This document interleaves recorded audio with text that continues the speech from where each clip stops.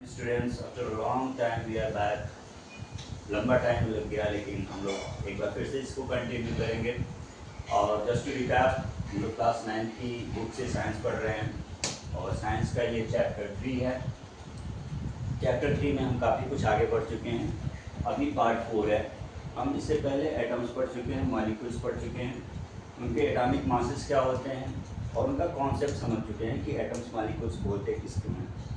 ठीक है, तो थोड़ा सा मैं रिकैप करता हूँ। सबसे आउटर लेयर पे जो होती है वो मैटर होती है, जिसको हम टच कर सकते हैं, छू सकते हैं, फील कर सकते हैं। अब मैटर के अंदर क्या होता है? मिक्सचर होता है, कंपाउंड होता है, और क्या होता है? जो एक चीज़ से बनी होती है उसको एलिमेंट बोलते हैं। एलिमेंट, कंपाउंड, मिक्सचर ये होते हैं आउटर लेयर। मैटर को अगर आप तोड़ोगे तो मैटर टूट करके आपको एलिमेंट बनाएगा, एलिमेंट देगा, कंपाउंड देगा, मिक्सचर देगा। अगर वो प्योर है तो एलिमेंट है, अगर वो प्योर नहीं है तो वो मिक्सचर है, और एलिमेंट मिल करके बनाएंगे कंपाउंड्स। ठीक है, तो अगर आप कंपाउंड्स को तोड़ोगे तो उससे छोटा मिलेगा एलिमेंट। एलिमेंट को अगर आप उसको तोड़ोगे एलिमेंट्स को तो उससे छोटा मिलेगा मॉलिक्यूल। मॉलिक्यूल को भी अगर आप तोड़ोगे तो उससे छोटा मिलेगा एटम, मतलब सबसे छोटा फॉर्म है एटम। अब ढेर सारे एटम्स को आप कंबाइन करोगे तो उससे मॉलिक्यूल बनेगा। ढेर सारे मॉलिक्यूल्स को अगर कंबाइन करोगे तो कंपाउंड बनेगा। कंपाउंड और मिक्सचर, कंपाउंड और मिक्सचर का हमने बताया था कि कंपाउंड क्या होता है कि कंपाउंड में, ठीक है, तो अगर कंपाउंड्स बनेंगे, एलिमेंट्स ढेर सारे अगर अटैच होंगे तो फिर मॉलिक्यूल बनेगा, मॉलिक्यूल से कंपाउंड। अगर प्योर है तो कंपाउंड, अगर बहुत सारे उसमें मिक्सचर है, कोई रेशियो नहीं है, कोई डेफिनेट प्रोपोर्शन नहीं है, तो वो मिक्सचर हो जाएगा। मतलब बहुत सारे एलिमेंट्स हैं, कोई पैटर्न नहीं है तो मिक्सचर। अगर वो एक डेफिनेट प्रोपोर्शन है, डेफिनेट पैटर्न है तो कंपाउंड। और भी आगे हम लोग चीज़ें जैसे जैसे आगे बढ़ेंगे उसके हिसाब से हम चीज़ों को रिफ्रेश करते जाएंगे, डिफाइन करते जाएंगे। ओके, तो अभी तक हमने एटम्स एंड मॉलिक्यूल्स के चक्कर में पढ़ा हो कि शुरुआत की एटम्स क्या होते हैं, मॉलिक्यूल्स क्या होते हैं, उनकी प्रॉपर्टीज क्या होती हैं, और एटॉमिक मास क्या होते हैं, उसके सिंबल कैसे बनाए गए ओरिजिनली, फिर उसको और आगे चलने पे मॉडर्न डे में कैसे सिंबल हुए, उनके नाम कैसे डिराइव हुए। ठीक है, जैसे पोटेशियम है, पोटेशियम का नाम Na है, तो इस तरह की चीज़ों से है, किस चीज़ से वो आया। जैसे सिल्वर है तो सिल्वर का नाम कैसे आया, उसका सिंबल कहाँ से डिराइव हुआ, ये सारी चीज़ें हमने पिछले वीडियोज़ में पढ़ी हैं। तो अगर आप मेरे पिछले वीडियो इसी सेम चैप्टर में पढ़ेंगे पार्ट 2 और पार्ट 3 में, तो ये सारी डिटेल्स आपको वहाँ से मिल जाएंगी। ओके, तो जहाँ हमने छोड़ा हुआ है वहाँ से कंटिन्यू करते हैं ताकि हम चीज़ों को प्रोग्रेसिवली आगे बढ़ाते रहें। ओके, तो आज हम पढ़ेंगे कि एटम्स एंड मॉलिक्यूल्स के अंदर मास रेशियो क्या होता है। जैसे मैंने बताया कंपाउंड में क्या होता है कि कंपाउंड में एक डेफिनिट प्रोपोर्शन होता है, और एलिमेंट्स, बहुत सारे एलिमेंट्स का ग्रुप होता है जो एक डेफिनिट रेशियो में होता है और डेफिनिट मास में होता है, वो कंबाइन करके कंपाउंड बनाता है। अगर वही सारे एलिमेंट्स हैप्पीजेड वे में हो, कोई डेफिनिट प्रोपोर्शन ना हो, ठीक है, उनकी अपनी अपनी आइडेंटिटी सब दिख रही हैं, एग्जिबिट हो रही हैं, तो मिक्सचर होता है। लेकिन कंपाउंड के केस में क्या होता है कि एलिमेंट्स अपनी इंडिविजुअल आइडेंटिटी को लूज कर देते हैं और एक नया ही प्रॉपर्टी शो करने लगते हैं, उनके अंदर यूनिकनेस आ जाती है, तो कंपाउंड करते हैं। ठीक है, अब हम इसका मास रेशियो देखेंगे कि जो एटॉमिक मास है, हमने बताया हर एटम का एक भार होता है, एक मास होता है। अब अगर वो एटम, बहुत सारे एटम्स मिल करके अगर एक कंपाउंड बनाएंगे तो उस जो नया एलिमेंट बनेगा, नया कंपाउंड जो बनेगा, उसका भी एक मास होगा। उसी मास के बारे में हम डिस्कस करेंगे कि वो मास कैसे डिराइव होता है, उसका प्रोपोर्शन कैसे डिराइव होता है, और फाइनली हम ये पढ़ेंगे कि अगर क्वेश्चन में एटॉमिक मास दिया हुआ हो और उस कंपाउंड के एलिमेंट्स दिए हुए हों तो उसका फॉर्मूला कैसे हम डिराइव करेंगे। आज के सेशन में फिलहाल हम इतना ही डिस्कस करेंगे। Okay, so let's begin with mass ratio of compounds. Compounds का मास रेशियो क्या होता है, इसको ये वर्ड बाय वर्ड पढ़ते हैं लिटरली। इसमें मैंने क्या लिखा हुआ है, atoms of different elements joined together in definite proportion to form molecules of compounds। ठीक है, तो फॉर एग्जांपल वाटर क्या है, वाटर एक कंपाउंड है। अब इस वाटर कंपाउंड में मैंने बताया कंपाउंड क्या होता है, एलिमेंट्स का ग्रुप होता है। एलिमेंट्स कौन कौन से, हाइड्रोजन और ऑक्सीजन। हाइड्रोजन और ऑक्सीजन मिल करके एक डेफिनेट प्रोपोर्शन में, डेफिनेट प्रोपोर्शन का मतलब क्या होगा कि कभी भी वाटर के मॉलिक्यूल में एक हाइड्रोजन रहेगा और 8 एटॉमिक यूनिट ऑक्सीजन रहेगा, और ये हमेशा इसी रेशियो यानी फिक्स्ड रेशियो 1:8 के रेशियो में ही कंबाइन रहेंगे, तो ये वाटर का मॉलिक्यूल बनेगा। ठीक है, तो सबसे छोटी इकाई क्या होगी, सबसे छोटी यूनिट क्या होगी, एटम। एटम इसमें क्या है, हाइड्रोजन एटम, ऑक्सीजन एटम। ठीक है, एटम से क्या हुआ, मॉलिक्यूल बना, 2 एटम हो गए, H और H, H2 हो गए, H2 हो गए, मतलब अब हाइड्रोजन मॉलिक्यूल हो गए। अगर सिंगल हाइड्रोजन है तो हाइड्रोजन एटम, 2 हाइड्रोजन हो गए, एटम का मॉलिक्यूल नाम कर सकते हैं। अब ये हाइड्रोजन मॉलिक्यूल हो गया। अब ये हाइड्रोजन मॉलिक्यूल ऑक्सीजन के साथ कंबाइन कर दिया, तो एटम मॉलिक्यूल और 2 एटम्स मिल गए, एक मॉलिक्यूल मिल गया, बहुत सारे एटम्स और मॉलिक्यूल्स एलिमेंट्स मिल गए, तो ये क्या हो गया, कंपाउंड हो गया। अब अगर ये 1:8 के फिक्स्ड रेशियो में नहीं होता तो ये कंपाउंड नहीं होता, किसी भी रेशियो में होता और केमिकली कंबाइंड नहीं होता तो ये क्या होता, मिक्सचर होता। ठीक है, जस्ट टू रिकैप। अब ये देखते हैं कि ये 1:8 डिराइव कैसे हुआ। अब पिछला सेशन अगर आप देखेंगे तो उसमें मैंने एक चार्ट बनाया था, एक लिस्ट बनाया था, उसमें बताया था कि हर एटम का एक मास होता है। फॉर एग्जाम्पल हाइड्रोजन का एटॉमिक मास कितना होता है, 1, और ऑक्सीजन का एटॉमिक मास कितना होता है, 16।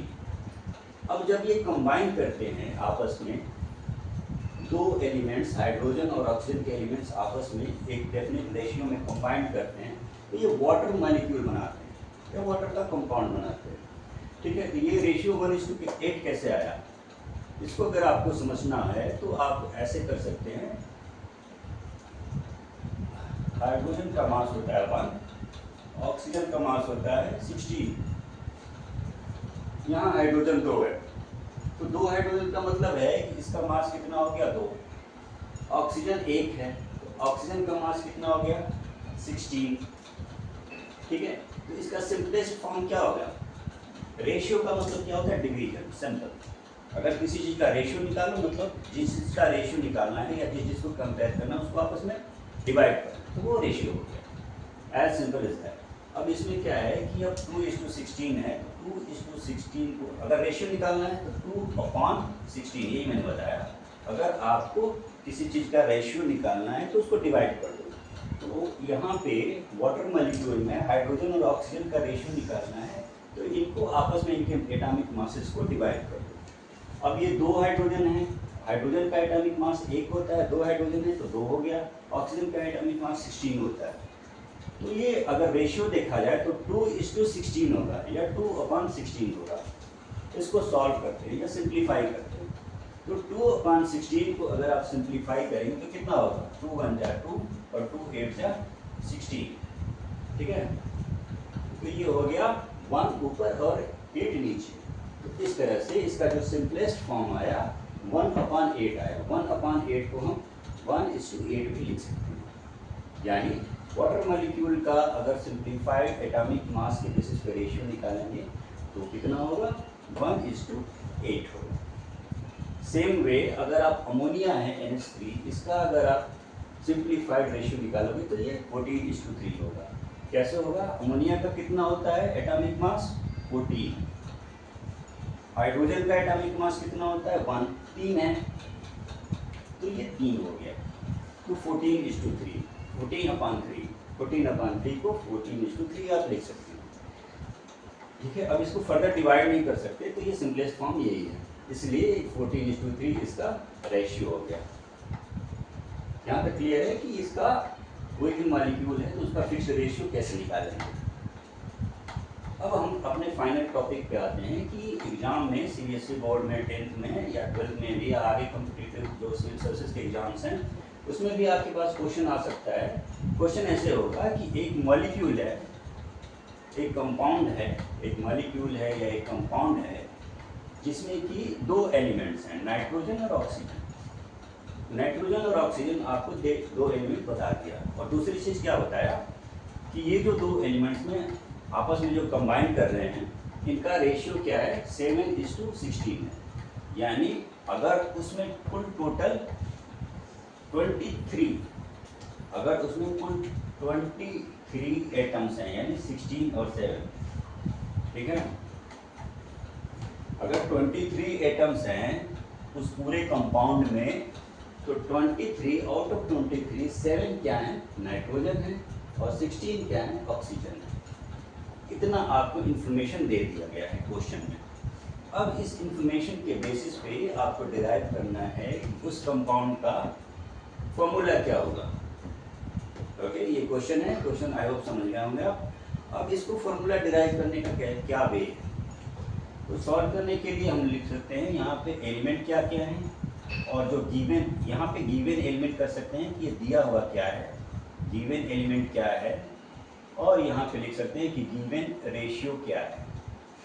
पहले से एलिमेंट क्वेश्चन में क्या दिए हुए हैं और पहले से रेशियो क्वेश्चन में क्या दिया हुआ है। ठीक है, ये चीज आपको रटनी पड़ेगी।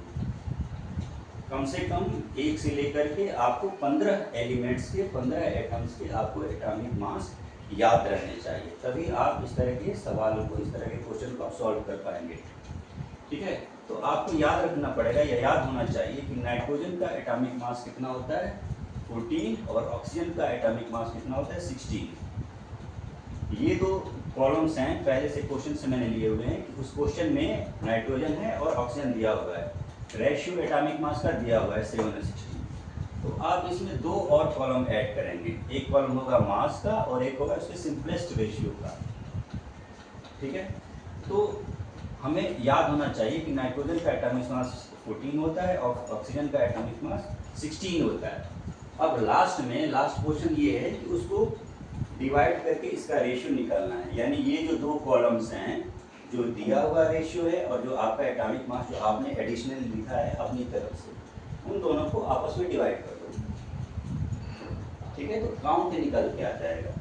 तो आपको पता है नाइट्रोजन का एटॉमिक मास 14 होता है और क्वेश्चन में दिया हुआ है कि 7 है, तो ये 14/7 हम डिवाइड कर देंगे, इससे पता चला 2 आया। सेम वे यहाँ पे गिवन 16 है आपको क्वेश्चन में, और एटॉमिक मास हमें याद है कि वो 16 होता है, तो आपस में डिवाइड करेंगे ये और ये 16 और 16, तो आंसर आएगा 1। राइट, तो इससे हमें ये पता चलता है इस चार्ट से कि नाइट्रोजन की एक्चुअल काउंट कितना है, नाइट्रोजन का नंबर कितना है 2, और ऑक्सीजन का काउंट कितना है 1। यानी इससे हमें इस कंक्लूजन पे आ चुके हैं कि जो भी ये कंपाउंड है उसमें नाइट्रोजन का एक्चुअल नंबर कितना है 2, और ऑक्सीजन का एक्चुअल नंबर कितना है 1। तो अगर हम इस तरह से फॉर्मूला लगाएं, एक ऐसा कंपाउंड बनाएं जिसमें कि नाइट्रोजन 2 हो और ऑक्सीजन 1 हो, तो फॉर्मूला क्या आएगा N2O, nitrogen oxide, nitrous oxide. Okay, तो इस तरह से एक सिंपल वे में, सिंपल क्वेश्चन का मैंने आपको एग्जाम्पल दिया हुआ है। बाकी इसी पे थोड़ा सा और कॉम्प्लेक्सिटी इंक्रीज करके आपके पास बोर्ड में क्वेश्चंस आ सकते हैं, लेकिन अगर आपके कॉन्सेप्ट्स क्लियर हैं, आपके बेसिक्स क्लियर हैं, तो आप वो क्वेश्चन इजीली सॉल्व कर सकते हैं। ठीक है, तो इस वीडियो को आप बार बार रिवाइंड कीजिएगा अगर क्लैरिटी चाहिए तो। पिछले के वीडियोज जो हैं सेशन हमारे रिवाइज कीजिएगा, और आप इस तरह से आइडेंटिफाई कर सकते हैं कि कॉन्सेप्ट क्या है, क्वेश्चन दिए गए हैं तो उसको कैसे एक साइंटिफिक वे में आपको प्रॉपर वे में लिखना है और उसको इजीली सॉल्व करके आपको प्रेजेंट करना है। ठीक है, I hope this has been helpful you, और नेक्स्ट वीडियोस के लिए हम प्रिपेयर करेंगे और we will meet again soon. Okay, thank you for watching.